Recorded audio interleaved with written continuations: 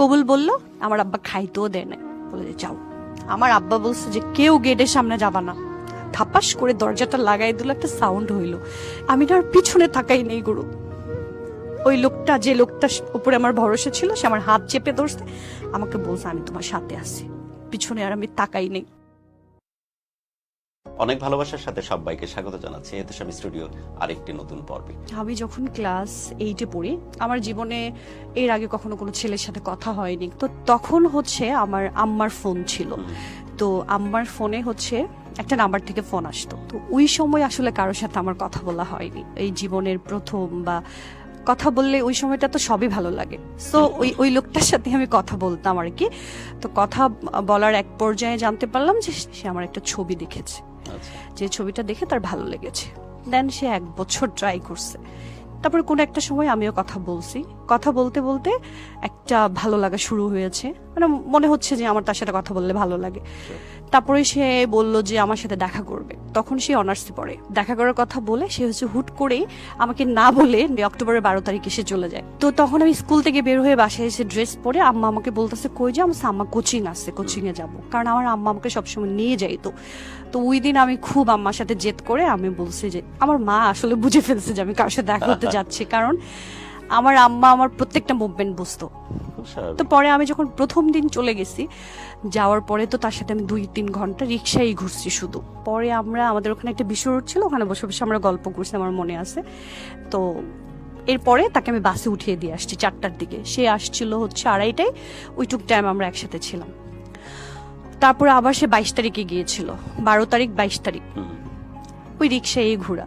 আমার মনে হয় না যে আমার সাথে তার 6 বার দেখা, কখনো সে আমার হাতটা ধরছে। সো এই জিনিসগুলো না আমার ভালো লেগেছিল, যে একটা ছেলের সাথে ঘুরলে সেফটি সিকিউরিটি ফিল হয়, একটা ছেলের সাথে ঘুরলে মানে আমার দিকে খারাপ নজর দিচ্ছে না। সো এই জিনিসটা আমার খুব মানে আমার অ্যাট্রাকটিভ করছে, ভালো লেগেছে। তো পরে যেটা হয়েছে যে আমার বার্থডে ছিল 28শে নভেম্বর, তো সে ওই দিন ঘটা করে গিয়েছে। তো ওই দিন আমার স্কুলের সব ফ্রেন্ডদেরকে আমি বলছিলাম, মানে আমার যারা ভালো ফ্রেন্ড সবাইকে নিয়ে গেছি দেখাইতে, যে ফাইনালি যদি পছন্দ কেউ না করে তাহলে রিজেক্ট। ও আচ্ছা, দেখানো ওই কারণে মানে আমার সাথে মিলে কিনা।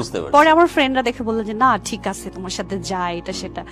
তারপরে আম্মা ওই দিন বুঝে ফেলছে, আমার বাবার কানেও খবর আসছে যে আমি কোনো ছেলের সাথে ঘুরি। তোমার আম্মা আমাকে জিজ্ঞেস করছে, তুমি কোনো ছেলের সাথে ঘুরতে গিয়েছিলে?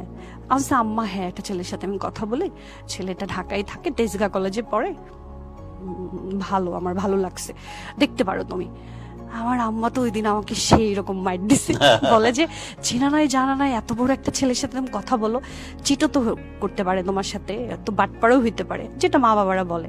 আবার আব্বারা বলছে যে তোমার মেয়ে তো ওরকম ঘুরে একটা ছেলের সাথে। আমার আব্বা ওই দিনই চলে আসছে।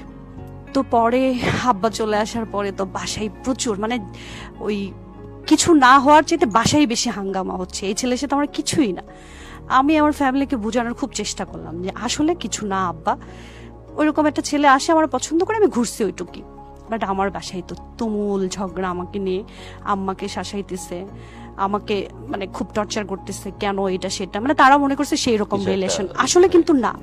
পরে যখন আমাকে 5 তারিখে সরাই ফেলছে ডিসেম্বরের, আমার দাদু আমার সাপোর্টার ছিল, তো দাদুকে বলছি যে তোমার ছেলে আমাকে নিয়ে যাবে, নিয়ে যাওয়ার আগে ছেলেটার সাথে আমি দেখা করতে চাই। তো আমার দাদু আমার নানুর বাড়ির কথা বলে আমাকে এই ছেলের সাথে দেখা করাই দিচ্ছে। তো আমার দাদুরও পছন্দ হয়েছে তাকে। পরে আমাকে ঢাকায় নিয়ে এসছে, আমার চাচার বাসা নারিন্দা, তো ওখানে আমাকে আটকাই দিছে। 2.5 মাস আমার সাথে কোনো ধরনের কারো যোগাযোগ নেই। ইভেন কি আমাকে যে ঢাকায় নিয়ে আসছে, জাস্ট আমি ওইটুকুই বলছিলাম। তখন কি অলরেডি মিস করা শুরু করেছেন তাকে? তখন মনে হইতো যে সে ছাড়া আমার আর কেউ নাই, মানে মানে আমার কাছে মনে হইতো যে দুনিয়াতে এই মানুষটা ছাড়া আমার আপন কেউ নাই। প্রতি মুহূর্তে অপেক্ষা, কখন কথা হবে। হ্যাঁ হ্যাঁ হ্যাঁ, আব্বা আম্মাও জানে না যে ওই ছেলের বাড়ি ঢাকা। এর মধ্যে আমার চাচার বাসায় থেকে আমাকে পাত্র দেখানো শুরু করে দিল।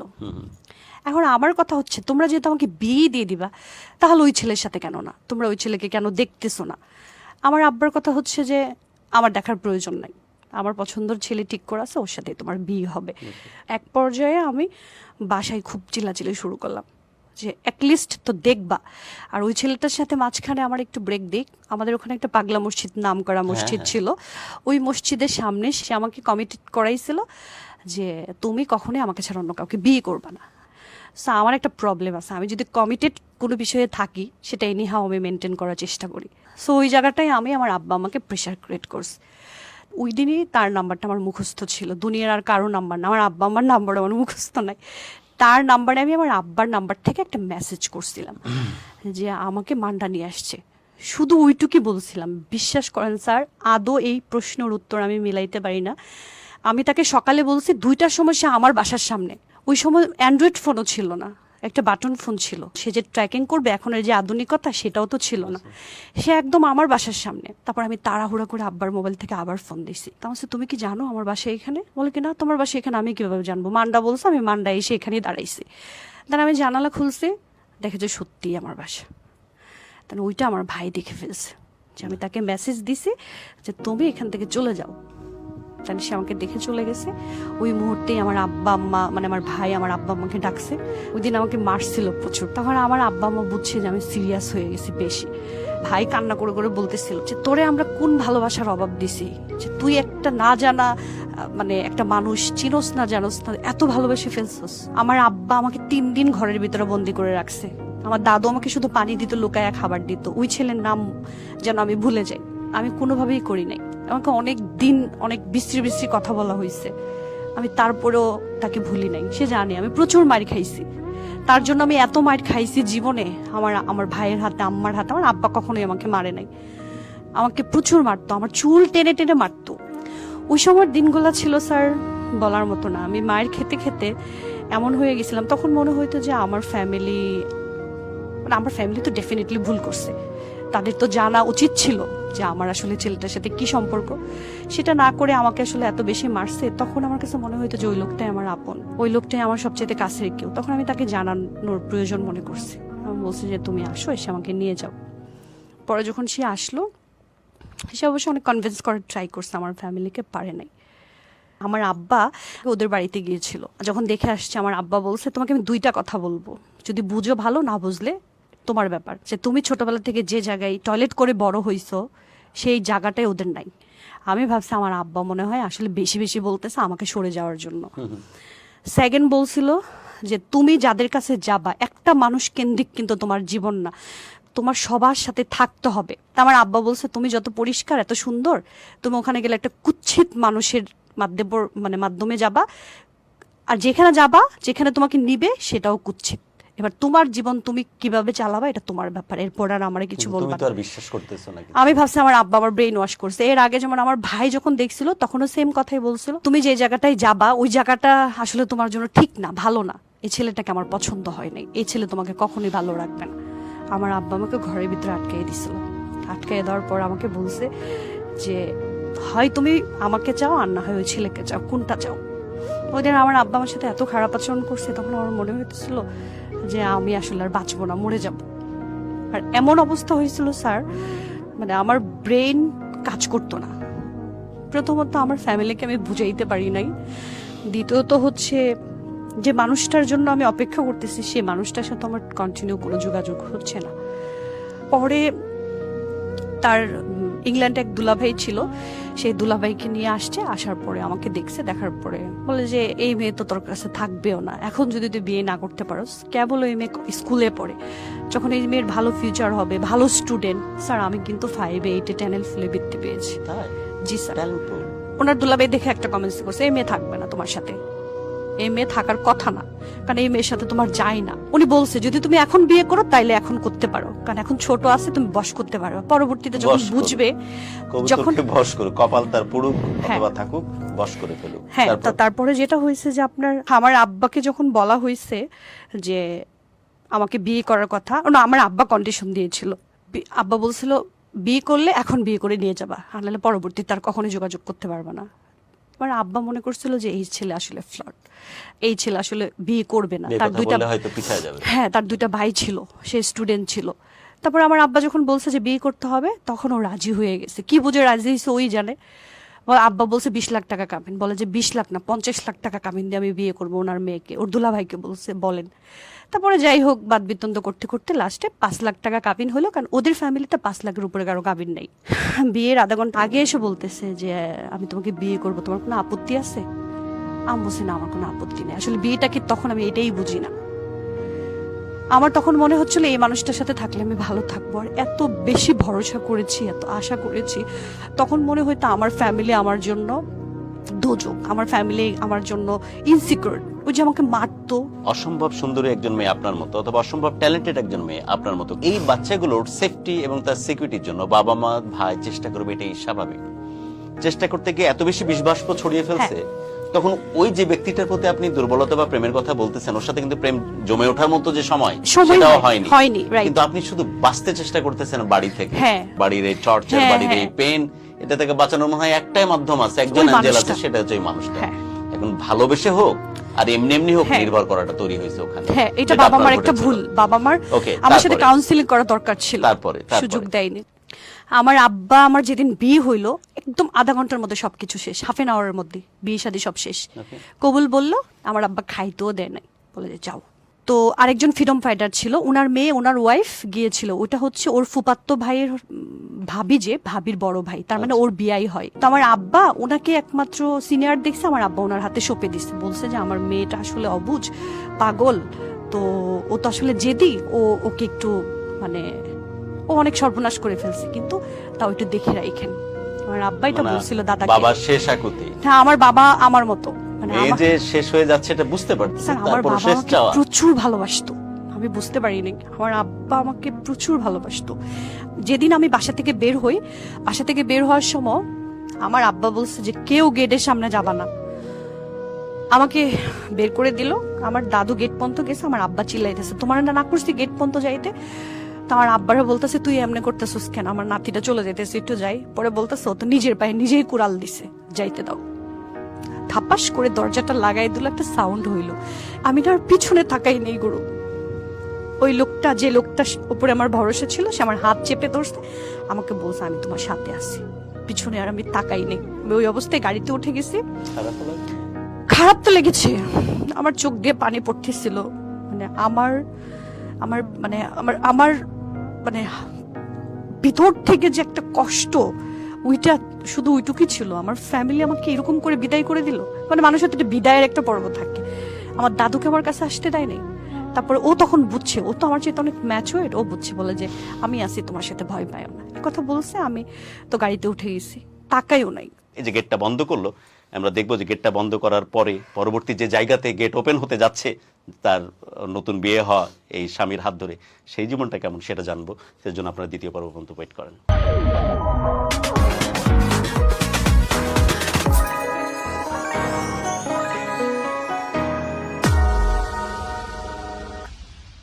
তো তখন মনে হইতেছিল আমি যে মানুষটাকে চাই সেই মানুষটাকে তো পাইছি। আমার ফ্যামিলি আমাকে এরকম করে বিদায় করে দিল, মানে মানুষের তো বিদায়ের একটা পর্ব থাকে। আমার দাদুকে আমার কাছে আসতে দেয় নাই। তারপরে ও তখন বুঝছে, ও তো আমার চেয়ে অনেক ম্যাচুয়ার্ড, ও বুঝছে, বলে যে আমি আছি, তোমার সাথে ভয় পাইও না, এই কথা বলছে। আমি তো গাড়িতে উঠে গেছি, তাকাইও নাই, আমি ওই দিকে বাড়ির দিকে একবার তাকাইও নাই। তারপরে আমাকে যখন নিয়ে গেছে, নিয়ে যাওয়ার পরে সবাই গাড়ি থেকে নেমে গেছে, আমাকে শুধু বলল যে থাকো, তোমাকে নিয়ে যাবে এসে। ইভেন কি সবচেয়ে মজার বিষয়, আমি আজও প্রশ্ন করি সেই মানুষটাকে, ওই মানুষটা আমাকে রেখে চলে গেছিল, কোথায় গেছিল গড নোস।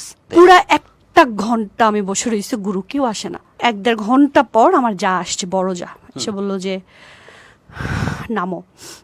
আমি না কেঁদে দিছি ওনাকে দেখে, আমার মনে আছে ওনাকে আমি জড়াইয়ে ধরছিলাম। পরে বলে কি চলো, ওই ভাবি আমাকে ঘরের ভিতরে নিয়ে গেছে। ঘরের ভিতরে নিয়ে যাওয়ার পর আমাকে বসতে দিছে। আমার শাশুড়ি যে, উনি আমার দিকে সুদৃষ্টিতে তাকায়ও দেখে নাই। তারপর আমাকে বড় ভাবির রুমে, পাশেই বড় ভাবির রুম, ওখানে বসাই দেওয়া হলো। আমার যা আমার জন্য অনেক করছে, পৃথিবীতে কোনো যা এত কিছু করে না, উনি আমার মার অবদান নিছে। তো একটা টিনের ঘরে আমাকে থাকতে দিছে। গুরু, এর আগে আমি কখনোই, আমি খুব জমিদার ফ্যামিলি থেকেই আসছি বলা যায়।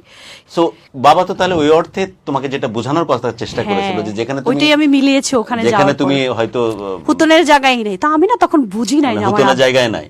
সো গিয়ে এখন বুঝতেছো যে আসলে পরিস্থিতি, ওটা আমি মিলাইছি স্যার।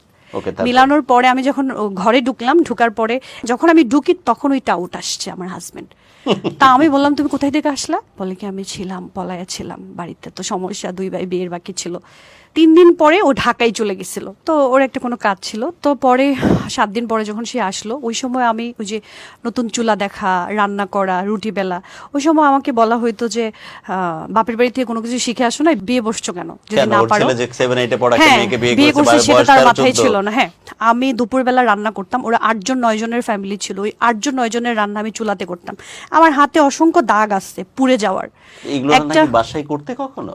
জীবনও না, আমি ডিম ভেজেও বাসায় ভাত খাইনি, আমার আম্মা খাওয়াই তো দিত। ডে অন থেকে কিভাবে তুমি তাহলে আমার ম্যানেজ খুব করা কষ্ট শুরু করলে? হয়েছে, প্রথম দিকে পারতাম না দিদা, উনি আমাকে অনেক খারাপ খারাপ কথা শোনাইতো, আমাকে প্রচুর টর্চার করতো। ইভেন কি এত মানে নোংরা নোংরা ইঙ্গিত দিয়ে কথা বলতো, বিয়ে বসে গেছে, জামাইয়ের সাথে শুইতে পারে, থাকতে পারো, কাজ করতে পারো না কেন? তা আমি বলছি মা আমি তো এই জিনিসগুলো শিখে আসি নাই, আমাকে সময় দিতে হবে। তাই না, আমি খুব জেদি ছিলাম, আমি যদি মনে করি আমি করব সেটা আমি করেই ছাড়ি।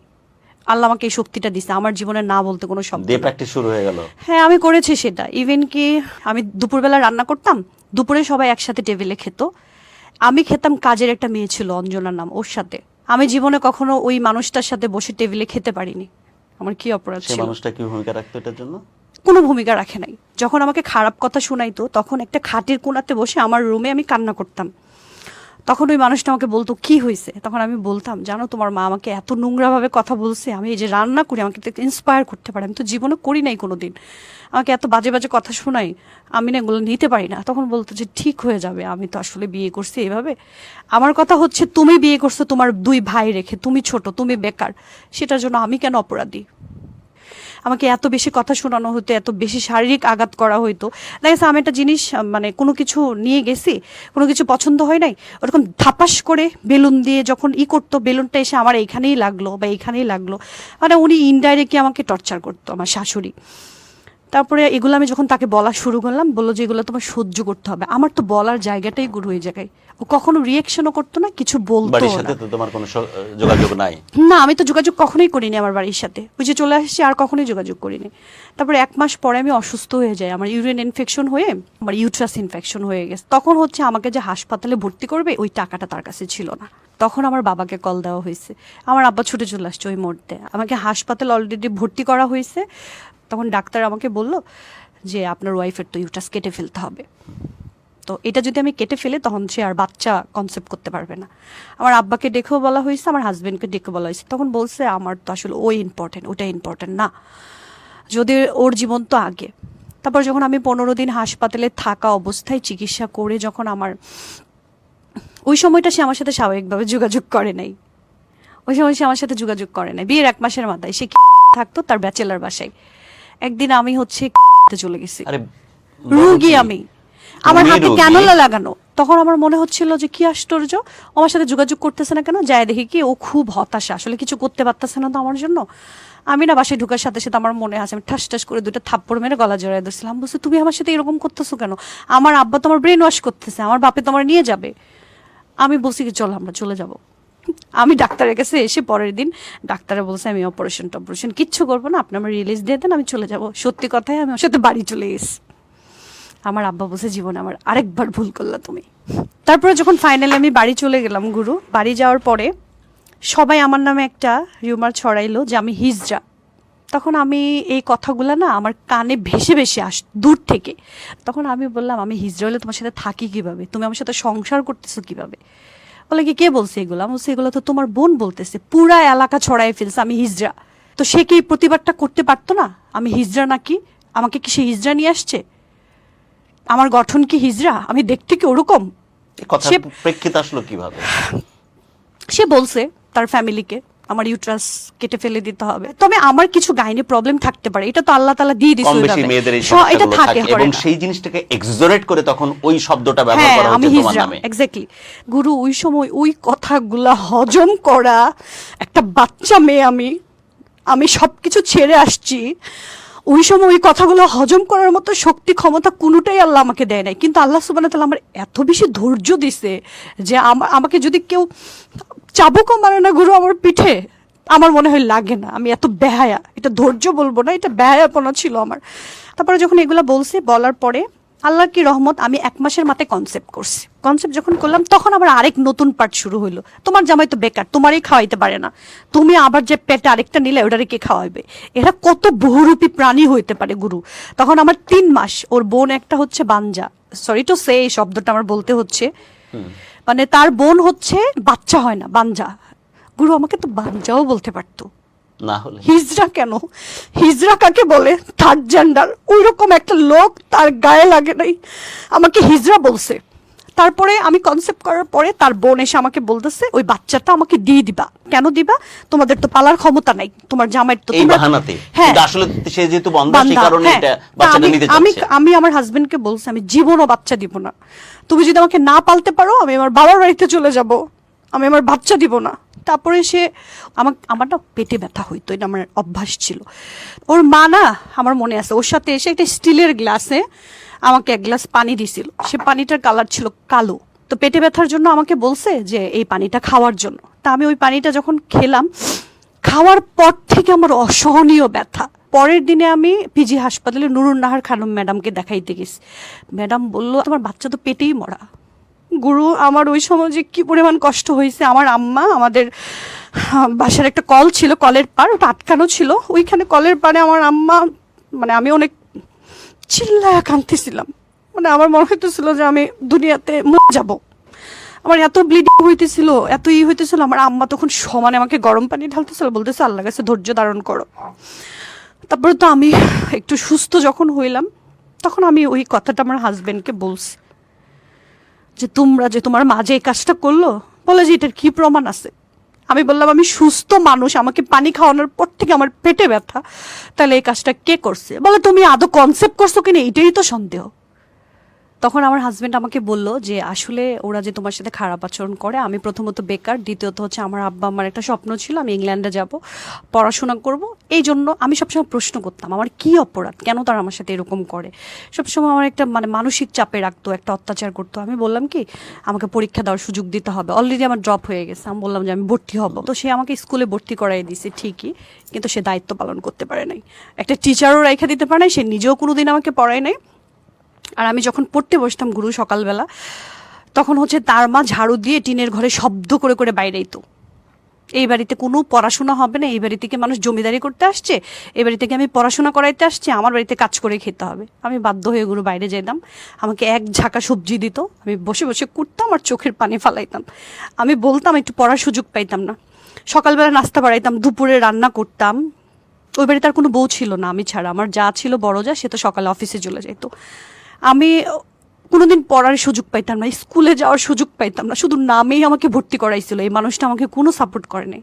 তারপর না বলে সে লন্ডনের জন্য অ্যাপ্লাই করলো, হুট করে লন্ডন হয়েও গেছে তার 1 সপ্তাহের মধ্যে, 2 সপ্তাহের মধ্যে তার চলে যেতে হবে, জানুয়ারির 22 তারিখে তার চলে যেতে হবে। তখন আমি বললাম তুমি আমার সাথে এত বড় চিট করলা, তুমি আমাকে না বলে চেষ্টা করলা। বলে কি এটা হয়ে গেছে, আমি জানতাম না, যখন চাইছি তখন হয় না, এখন আমি চাই নাই, হয়ে গেছে। সে আমাকে বলে যে তোমাকে আমি বাড়িতে রেখে যাব, আমার আব্বা আম্মা তোমাকে খুব আদর করবে, তুমি পড়াশোনা করবা, তুমি ইন্টার পাস করবা, ইন্টার পাস করার পরে তোমাকে আমি স্টুডেন্ট ভিসায় লন্ডনে নিয়ে যাবো। তুমি তো বুঝে গেলে সব। হ্যাঁ, আমি তখন বলছি তুমি আবারও ভুল করছো, তুমি কার হাতে কোন জায়গায় আমাকে রেখে যাচ্ছ। বলে কি আমার কথা যখন তোমার মনে পড়বে তখন আমার বাবা মাকে দেখবা। তখন আমি বলছি যে তাই না, তুমি আমাকে এমন জায়গায় রেখে যাচ্ছ। সে আমাকে কমিটেড করে গেছে গুরু, এত টাউট ছিল যে তুমি মরে গেলেও আমার পারমিশন ছাড়া এই বাড়ি থেকে বের হবে না, তুমি আমাকে কথা দাও। ওই যে এক জায়গায় আমি আটকা, কথাই আমি কখনো ওয়ার্ড ব্রেক করতে পারি না, কমিটেড ব্রেক করতে পারি না। আমি তাকে কথা দিলাম আমি এখানেই থাকবো। সে যেদিন গেল ওই দিন থেকেই শুরু, ক্ষুধার কসম তাদের টাউট আমি শুরু হয়ে গেছে আমাকে ওই বাড়ি থেকে বের করা। এমনও করতো, ওর যে ভাই ছিল ও এলাকার যত খারাপ পোলাপান ছিল সবাইকে আমার নাম্বার দিয়ে দিছে। পোলাপান আমার পিছনের মানে আমার ঘরের পিছনে গুড়গুড় করতো গুরু। আমি সন্ধ্যার সময় ইউরিন পাস করতাম, সকালবেলা উঠে করতাম, এরকম করতে করতে আমার কিডনিতে ইনফেকশন হয়ে গেছে। আমি 1 মাস ওইভাবে ওই ঘরে ছিলাম। তারপরের দিন তার বোন আসলো, এসে রাতের বেলা আমার বলতেছে তুমি আব্বা আম্মার সাথে থাকবা। আমি বলছি আমি বাবা আম্মার সাথে থাকতে পারবো না, শ্বশুর শাশুড়ির সাথে কিভাবে থাকে। তখন ওই যে ওরা না গেম করেই আসছে, তখন ওই যে ওর যে ভাই যেটা আনম্যারিড ও আসছে, এসে বলতেছে এই তার বাচ্চা, এই এর বাচ্চা, আমার মাকে উঠায় বকতেছিল। আমার যে মা আমাকে দুনিয়াতে এনে পাপ করে নাই, আমার পাপ আমি এই বাড়িতে আসছি, এই বাচ্চা, এই তুই এক্ষুনি এই মুহূর্তে বাইরে যা, তোর এত শরম লজ্জা নাই, তুই এত বেহায়া কেন, তোকে তাড়ানোর জন্য এত অত্যাচার করা হইতেছে তোর উপরে, তাও তুই বাইরেস না, তো তুই স্যাসরা ফ্যামিলির। পরে আমি বলছি আমি যে মানুষটার জন্য আসছি ওই মানুষটা না বলে তো আমি বের হব না, আপনি কে আমাকে বের করার।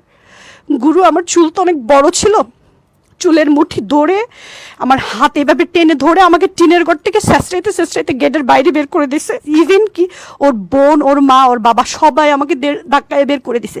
তারপর ওখান থেকে আমি হাঁটতে হাঁটতে হাসপাতালে গিয়ে ওখানে একটা আঙ্কেল ছিল, ওই আঙ্কেল আমাকে মেয়ে বলতো, ওকে বললাম যে আমি তো আসলে টাকা পয়সা নাই, ফোন নাই, আমি কি করব। তখন ওরা আমাকে ভর্তি করলো, বলে কি বলো তুমি, তোমার টাকা পয়সা লাগবে? তখন বললো যে ডাক্তারকে বললো আমার মেয়ে, তখন আমাকে ইঞ্জেকশন দিল, স্যালাইন দিল, লো প্রেশার তো খেতে দিল। কি হয়েছে আমি কিচ্ছু বলি নাই গুরু, কারণ তখন মনে হয়েছে আমার মানিজ্যত আগে। তারপরে আমি একটা মামাকে ফোন দিছিলাম, ওর বাস্তি জামাই ছিল, তখন মামাকে বললাম মামা আপনি কি একটু ফোন দেবেন, বলার পর ও আমার সাথে ফাইনালি কথা বললো। তখন শুধু আমি কান্নায় করছি আধা ঘন্টা। আমি বললাম তোমার বাবা মামাকে এরকম খারাপ খারাপ কথা বলছে, তোমার বাবা মামার সাথে এরকম ফ্যামিলি উঠায় কথা বলছে, আমাকে গা হাত দিয়ে বের করে দিছে, এখন আমি আর বাড়িতে যাব না, আমার তো বাড়িতে যাওয়ার কোনো রাস্তা নাই, আমি আমার বাবাকে কি বলবো, হয় আমি গাড়ির তলে পড়ে আর না হয় তুমি আমার কোনো একটা ব্যবস্থা করো। ও বলল যে তুমি বাড়িতে যাও, আমি তোমার ভাইকে কালকে পাঠাবো, পাঠিয়ে তোমাকে নিয়ে যাব, আমার উপরে একটু বিশ্বাস করো। আর ওই মামাকে বললো কোনোভাবে ওকে হাতছাড়া করবি না, ও যদি একবার যায় হয় মরবে আর না হয় বাড়ি যাবে, তবে ও বাড়ি যাবে না, ও মরবে, ওইটা আমি জানি। তারপর মামা আমার হাতে ধরে রাখছে, আমাকে ছাড়েনি। তারপর মামা আমাকে রিক্সায় উঠায় বুঝায় সুজায় আমাকে বাড়িতে নিয়ে আসছে, আমাকে বাসায় দিয়ে মামা চলে গেছে। ঠিক তার 5 মিনিটের মধ্যে আমার হাজবেন্ড ফোন দিস, বলতেছে আব্বা কোথায়। ওই যে আমার সাথে গুরু যোগাযোগ হয়েছে ওর, এটা তোর বাবা মা জানে না। বলে কি ও তো নাই, ও তো গতকালকে বাড়ির থেকে চলে গেছে। কই গেছে কি জানি, কোন ছেলের সাথে ভাইগা গেছে, তোমার কোন বন্ধুর সাথে সারা রাত কাটায়া তারপরে আসছে। দেখেন কত বড় নোংরা হইলে মানুষ এগুলা বলতে পারে। বলে কি ও যে গেছে তার প্রমাণ কি, ও নাকি জিজ্ঞেস করছে। বলে যে তুমি আমার কথা বিশ্বাস করো না, তুমি আমার সন্তান, আমি কি তোমার, আমি বাবা হয়ে কি মিথ্যা কথা বলবো, তোমার বউ তো সারা রাত তোমার এক বন্ধুর সাথে তাইকে আসছে।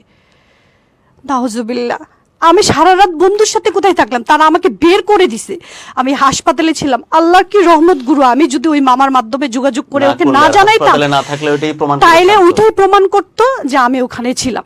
তারপরে ও নাকি বলছে যে আপনারা যে আমার বাবা মা বলতে ঘৃণা হয়, আপনারা এরকম নিকৃষ্ট। এবার বুঝছে সে। হ্যাঁ, আমি তাকে 2টা অপশন দিয়েছিলাম যে হয় তুমি আমাকে চাও আর না হয় তোমার ফিউচার চাও। তখন ও আমার সাথে বলছে তুমি আমাকে 6টা মাস সময় দাও, আমি 6 মাসের মধ্যে চলে আসবো। আমার ভাই পরের দিন বাবার বাড়িতে নিয়ে চলে গেছে আমাকে, তখন আমার আব্বা মা বলছে ছেড়ে দাও ছেড়ে দাও। আমি তখন গুরু, পৃথিবীতে মনে হয় হাজবেন্ডের জন্য কেউ বাবা বাড়ি থেকে পালায় না। ও যেদিন লন্ডন থেকে আসছে ওই দিন আমি আবার পলাইছি। আমার আব্বা আটকায় রাখছে, ওই দিন আমার আব্বা আমার গায়ে হাত দিছে পর্যন্ত, আমার বলছে যে তুই ভুল করিস না, তুই পাগল হয়ে গেছিস। আমি আমার আম্মার বলছি আম্মা আমার বিয়ে দিলে কি হবে, আরেকটা বেটার সাথেই তো যাবো আম্মা, একটা লোকরে নিয়ে আমি থাকি, ছোটবেলার থেকে তো ও ছাড়া আমার ব্রেনে কিছু নাই, আমার চাইলে অন্য কোনো ছেলের সাথে যেতে পারবো না আম্মা। আমার আম্মা আমাকে রেসপেক্ট করে লাকেজ টাকেজ গুছায় আমার বড় ভাইরে ফোন দিয়েছে, আমার বড় ভাই করে আমার ভাসুরের বাসায় নিয়ে গেছে। সকালবেলা তাকে নিতে গেছি, পরের দিন সে না উত্তরার রাস্তা দেখে, এই দেখে সেই দেখে, সে আমার দিকে তাকায় দেখে না, ও না আমার দিকে তাকানোর সাহস পাচ্ছিল না, আমাকে যা রেখে গেছে তার অর্ধেক এসে পাইছে। আমি মানে এয়ারপোর্ট থেকে কাঁদতে কাঁদতে বাসা পর্যন্ত আসছি। তখন আমাকে রুমে ঢুকাইলো ও, আর আমি রুমে ঢুকলাম। ঢুকানোর পর আমাকে গলা ঝরায় ধরছে, ধরার পর বলতেছে এখন তো আমি চলে আসছি, এখন তো তোমার কান্না করার কিছু নাই, আমি তো সব ছেড়ে তোমার জন্য চলে আসছি। তখন আমি একটা কথা বলছিলাম, তুমি তোমার ফ্যামিলির কথায় আবার গলে যাবে না তো, আবার আমার সাথে ভুল করবে না তো? বলছে না। আমরা অনেকক্ষণ একসাথে ছিলাম, আসরের পর পরে ওর বাবা আর ওর মা চলে আসছে। আমি বললাম তোমার বাবা মা কি নাটক করতে আসছে? বলে যে আমারে নিতে আসছে। আমি বলছি আমি জীবনও যাব না। যেদিন বিচার জমছে সেদিন আমি 3টা প্রশ্ন করছি, আমার চরিত্র নিয়ে কথা বললো, আমার চরিত্র কি দোষ ছিল, আমার গায়ে হাত উঠানো হইলো কেন, আমাকে টর্চার করা হইলো কেন, আমার কি অপরাধ ছিল। যে মানুষটার সাথে গুরু আমি সংসার করি, মানুষটাও প্রতিবাদ করে নাই আমাকে নিয়ে, কিচ্ছু বলে নাই। ফাইনালি এরপর থেকে এগুলো তো অনেক কিছু, এরপরে তো আমাকে বাড়িতে নিয়ে গেছে, বাড়িতে নিয়ে যাওয়ার পর একদিন পরে আমাকে বের করে দিছে। তখন আমি ওকে বললাম যে এসব নাটক বন্ধ করো, যতবার বাড়িতে নিবা ততবার আমাকে বের করে দিচ্ছে।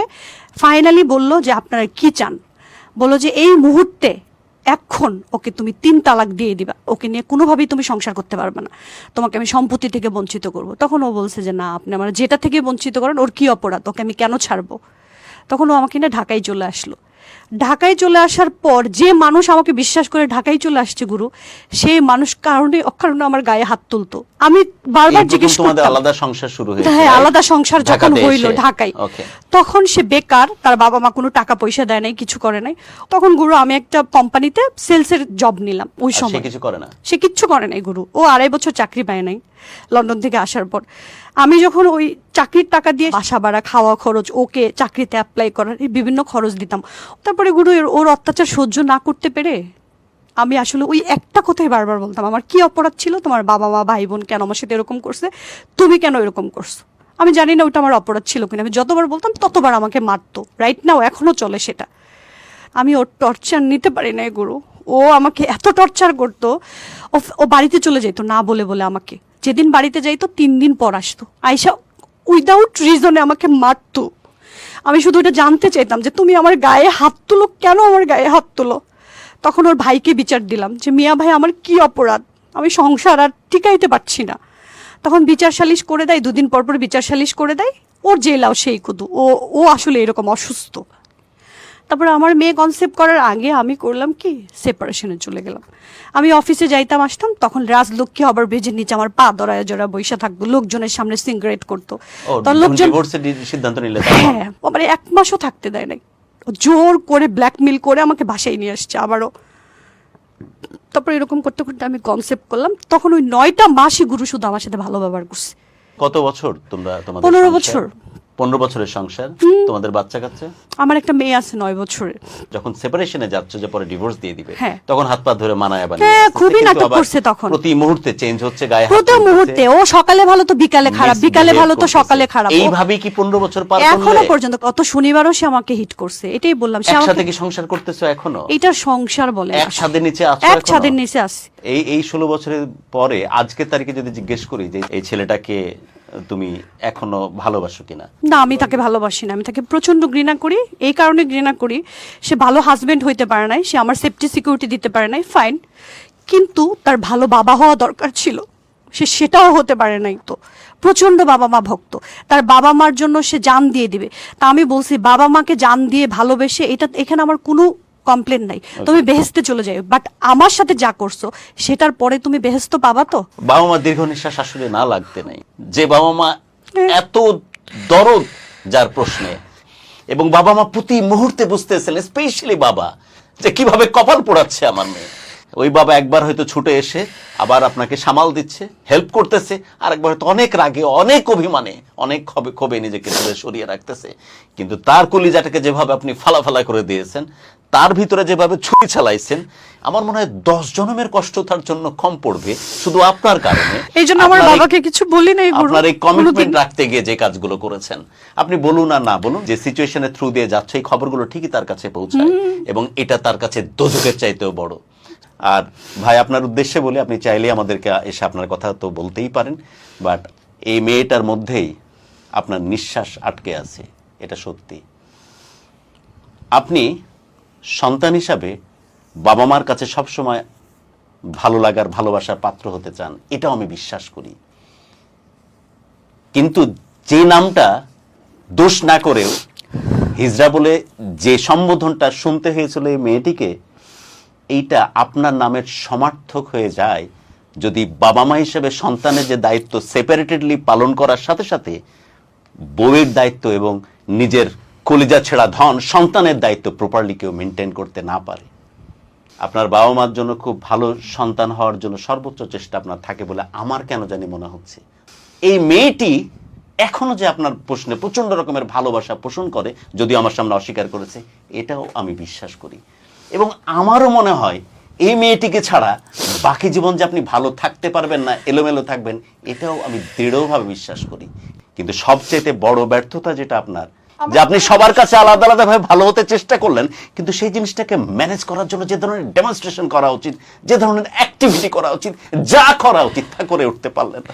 বড় মায়া হচ্ছে আপনার জন্য। এবং বিশ্বাস করেন, আপনি এই জিনিসটাকে এমন একটা এক্সট্রিম লেভেল পর্যন্ত নিয়ে চলে গেছেন, আপনার মতো মানুষের সংখ্যায় বাংলাদেশে সবচাইতে বেশি। কিন্তু তারপরে বলতেছি যে আপনি মেয়ে ছাড়া বাঁচতে পারবেন না।